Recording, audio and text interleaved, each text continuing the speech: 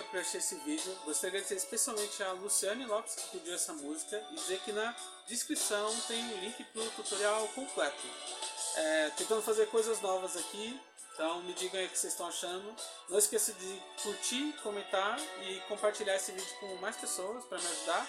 E é isso aí, vamos lá, 2023 começando, muito mais vídeos de ukulele. Até mais!